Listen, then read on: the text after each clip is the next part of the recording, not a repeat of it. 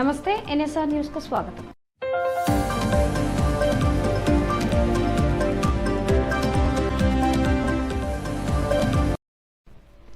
Doctor BR Ambedkar 67వ వర్ధంతి సందర్భంగా ఘనంగా నివాళులర్పించి తన ఆశయాలను కొనసాగిస్తామన్న టీఆర్ఎస్ హన్మకొండ జిల్లా అధ్యక్షుడు మాజీ ఎమ్మెల్యే దాస్యం వినయ్ భాస్కర్ హన్మకొండ అంబేద్కర్ సెంటర్ నందు అంబేద్కర్ విగ్రహానికి పూలమాల వేసి ఘనంగా నివాళులర్పించారు.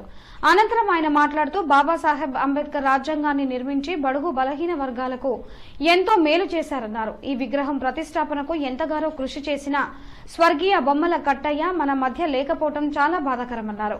అంతేకాకుండా అంబేద్కర్ ఆలోచన విధానాన్ని ప్రజలకు అందజేస్తూ రాజ్యాంగాన్ని ప్రతి ఒక్కరికి అందించేందుకు ఎంతగానో కృషి చేశారని, తెలంగాణ ప్రభుత్వంలో అంబేద్కర్ కు గౌరవ మర్యాదలు ఎంతగానో దక్కాయని, అంబేద్కర్ భారీ విగ్రహాన్ని ఏర్పాటు చేసి ఆయనకు సముచిత స్థానం సీఎం కేసీఆర్ కల్పించారని ఆయన అన్నారు. దాస్యం వినయ్ భాస్కర్ వెంట అంబేద్కర్ వాదులు, సిద్ధాంతకర్తలు తదితరులు పాల్గొన్నారు.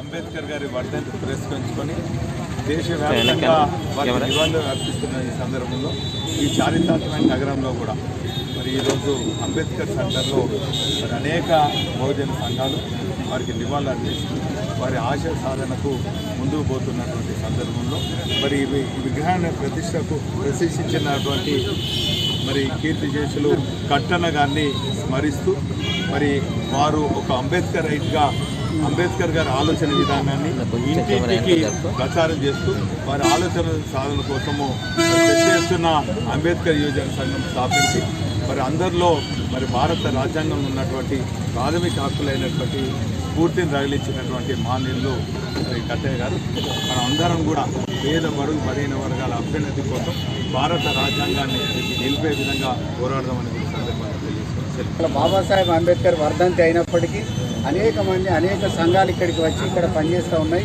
మరి ఈ సందర్భంగా నాకు కూడా గుర్తుకొస్తుంది, ఈ విగ్రహం ప్రతిష్ఠించినప్పుడు నేను విద్యార్థిగా ఉంటే ఇక్కడ హాస్టల్ విద్యార్థిగా ఉంటే ఇక్కడ విద్యార్థిగా కూడా ఉంటే అప్పుడు ఉన్నటువంటి బొమ్మల కట్టయ్య గారిని మరొకసారి స్మరించుకోవాల్సినటువంటి అవసరం ఉన్నది. అదేవిధంగా వారి ఆశయాలు కొనసాగించాల్సినటువంటి అవసరం ఉన్నది. బాబాసాహెబ్ అంబేద్కర్ యొక్క విగ్రహాన్ని 125 అడుగుల వరకు అక్కడ హైదరాబాద్లో చేపట్టినటువంటి ముఖ్యమంత్రి, ఆనాటి ముఖ్యమంత్రి, అదేవిధంగా మన బాబాసాహెబ్ అంబేద్కర్ పేరుతోటి సచివాలయాన్ని కూడా నిర్మించినటువంటి సందర్భాన్ని కూడా మనం స్మరణ చేసుకోవాల్సినటువంటి అవసరం ఉన్నది. అది యావత్ భారతదేశంలో అందరికీ రావాల్సినటువంటి ఉన్నది.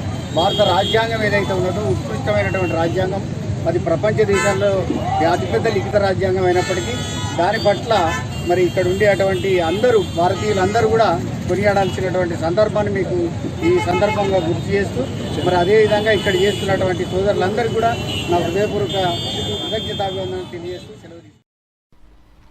జనగామ జిల్లా స్టేషన్ గన్పూర్ మండలం ఇప్పగూడెం గ్రామంలో అంబేద్కర్ 67వ వర్ధంతి సందర్భంగా అంబేద్కర్ విగ్రహ ఆవిష్కరణ కోసం స్టేషన్ గన్పూర్ జెడ్పీటీసీ మారపాక రవి భూమి పూజ నిర్వహించారు.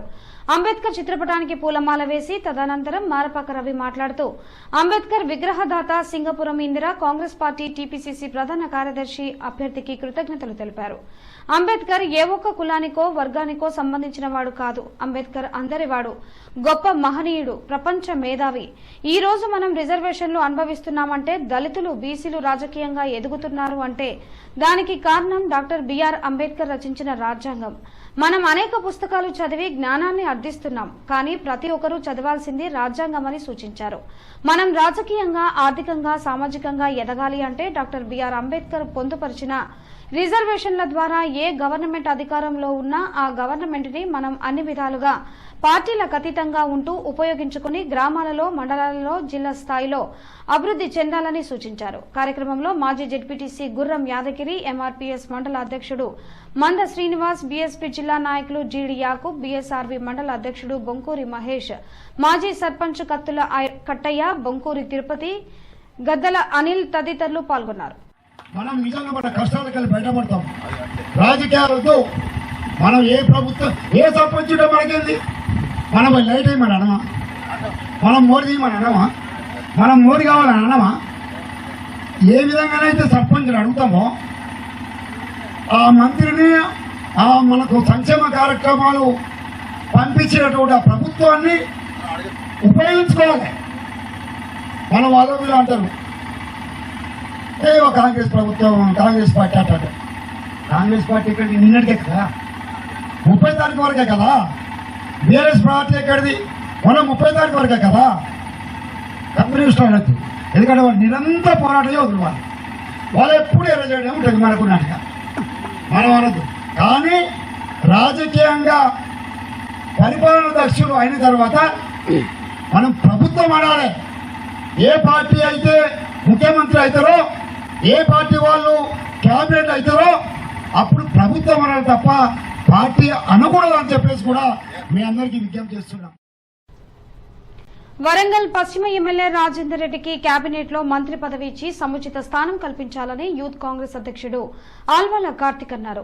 హన్మకొండ ప్రెస్ క్లబ్ లో ఏర్పాటు చేసిన విలేకరుల సమావేశంలో ఆల్వాల కార్తిక్, వినయ్ కుమార్ మాట్లాడుతూ పార్టీ కష్టకాలంలో ఉన్నప్పుడు పార్టీని పట్టుకుని ఉండి కార్యకర్తలకు అండదండగా ఉంటూ పార్టీని కాపాడిన వ్యక్తి నాయని రాజేందర్ రెడ్డి అని, అంతేకాకుండా విద్యార్థులకు కష్టకాలం వచ్చినప్పుడు ఆదుకుంటూ పార్టీలో కార్యకర్తలను కంటికి రెప్పలా కాపాడుకుంటూ వచ్చిన వ్యక్తి నాయని రాజేందర్ రెడ్డి అని, గత 25 సంవత్సరాలుగా ఎలాంటి పదవి లేకుండా పార్టీని మాత్రం మారకుండా కాపాడుకున్న వ్యక్తిని కనుక మంత్రివర్గ విస్తరణలో సముచిత స్థానం ఇచ్చి మంత్రి పదవి కల్పించాలని వారు కోరారు.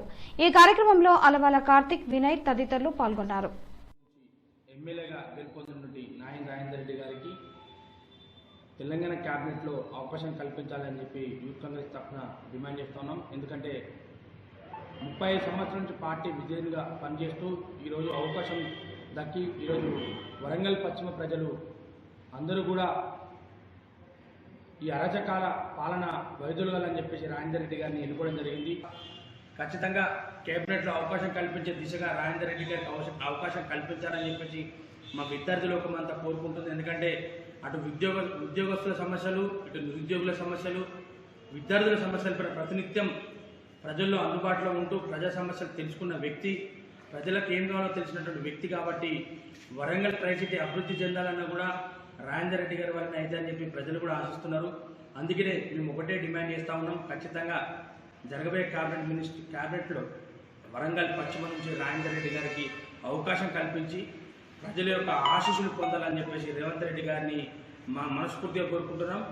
మా ప్రియతమ నాయకులు హన్మకొండ జిల్లా శాసనసభ్యులు శ్రీ నాయని రాజేందర్ రెడ్డి గారిని గెలిపించినటువంటి హన్మకొండ ప్రజానికానికి, విద్యార్థులకు, నిరుద్యోగులకు, ఉద్యమకారులకు, అదేవిధంగా ఇక్కడ ఉన్నటువంటి హన్మకొండ జిల్లా ప్రజలందరికీ మా యూత్ కాంగ్రెస్ తరఫున ప్రతి ఒక్కరికి పేరు పేరున ధన్యవాదాలు, పాదాభివందనాలు తెలియజేస్తూ ప్రతి ఒక్కరు కూడా దాని గురించి ఆలోచించి మంత్రివర్గంలో అవకాశం నాయని రాజేందర్ రెడ్డి గారికి కల్పించాలని చెప్పేసి మా విద్యార్థుల పక్షాన, యూత్ పక్షాన ప్రతి ఒక్కరం కూడా మేము విన్నవించుకుంటున్నాము.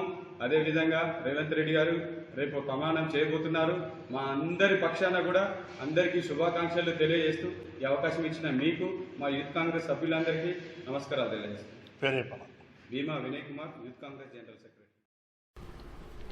గత 2 రోజుల క్రితం హన్మకొండలోని ఓ ప్రైవేట్ ఆసుపత్రిలో చికిత్స పొందుతూ అకాల మరణం పొందిన జనగామ జిల్లా జడ్పీ చైర్పర్సన్ పాగాల సంపత్ రెడ్డి సంతాప సభ టీఆర్ఎస్ పార్టీ కార్యాలయంలో ఈ రోజు నిర్వహించారు. ఈ కార్యక్రమానికి ముఖ్య అతిథిగా హాజరైన దాస్యం వినయ్ భాస్కర్ సంపత్ రెడ్డి చిత్రపటానికి పూలమాల వేసి ఘనంగా నివాళులర్పించారు. అనంతరం సంపత్ రెడ్డి పార్టీకి చేసిన సేవలను ఆయన గుర్తు చేసుకున్నారు. ఈ కార్యక్రమంలో కూడా మాజీ చైర్మన్ సుందర్రాజ్ యాదవ్, టీజీఏ రాష్ట్ర అధ్యక్షుడు మరి యాదవరెడ్డి, మాజీ రైతు రుణ విమోచన కమిటీ చైర్మన్ నాగూర్ల వెంకటేశ్వర్లు, కార్పొరేటర్లు, నాయకులు తదితరులు పాల్గొన్నారు. నిన్నటి వరకు కూడా వారు జనగామ అభ్యర్థి పల్ల రాజేశ్వర రెడ్డి గారు అనుకోండి, గన్పూర్ అభ్యర్థి శ్రీయర్ గారి గురించి విస్తృతమైనటువంటి ప్రచారం, జిల్లా అధ్యక్షునిగా జెడ్పీ చైర్మన్ ప్రచారం చేస్తూనే మరి వారు ప్రశాంత్ నగర్లో ఉంటున్న సందర్భంలో నీకు అందరు కూడా పరిచయమే అయినప్పటికీ కూడా నా వంతుగా మా బంధువులతోని, నాకు తెలిసిన వారితోని, ఇక్కడ ఉన్న వాళ్ళతోని నేను అందరికి చెప్తున్నానా, సమయం కేటాయించలేకపోతున్నా. మరి ఈ ప్రశాంత్ నగర్కి వచ్చినప్పుడు మా బంధుమిత్రులందరూ కూడా నేను కలుస్తారని చెప్పినట్టు విషయాన్ని నేను మరవలేకపోతున్నా. జీవితంలో అనేక సంఘటనలు ఎదురవుతుంటాయి. ఆ ఎదురైనటువంటి బాధాకరమైనటువంటి సంఘటనలను ముక్కోని ధైర్యంతో నిలబడి మరి జరిగినటువంటి లోటును ఆ కుటుంబ సభ్యులకు పూడ్చే విధంగా మనమందరం కూడా ఒక కుటుంబ సభ్యులం కాబట్టి, గులాబీ కుటుంబ సభ్యులు కాబట్టి ఆ కుటుంబానికి మనందరం కూడా ధైర్యంగా నిలబడాలని కూడా మీ అందరిని కూడా కోరుకుంటూ, మరి సంతాప సభలో పాల్గొన్నటువంటి మీ అందరికి కూడా ధన్యవాదాలు. గత 2 రోజులుగా కురుస్తున్న వర్షాలకు పరకాల పట్టణంలోని వరి చేనులు, పత్తి చేనులు మొత్తం నేలకురికాయి.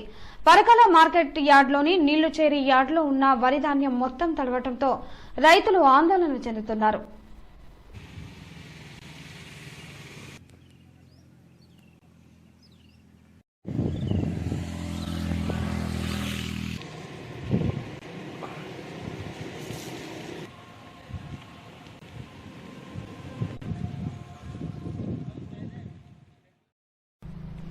జమ్మికుంట బ్లాక్ కాంగ్రెస్ కమిటీ అధ్యక్షులు మొలుగురి సదయ్య ఆధ్వర్యంలో బుధవారం జమ్మికుంట అంబేద్కర్ చౌక్ లో డాక్టర్ బిఆర్ అంబేద్కర్ గారి వర్ధంతి సందర్భంగా అంబేద్కర్ విగ్రహానికి పూలమాల వేసి నివాళులర్పించడం జరిగింది. తెలంగాణలో రాబోయే ప్రభుత్వం అంబేద్కర్ ఆలోచన విధానం అమలు చేయాలని ఈ సందర్భంగా బ్లాక్ కాంగ్రెస్ అధ్యక్షులు మొలుగురి సదయ్య మాట్లాడారు.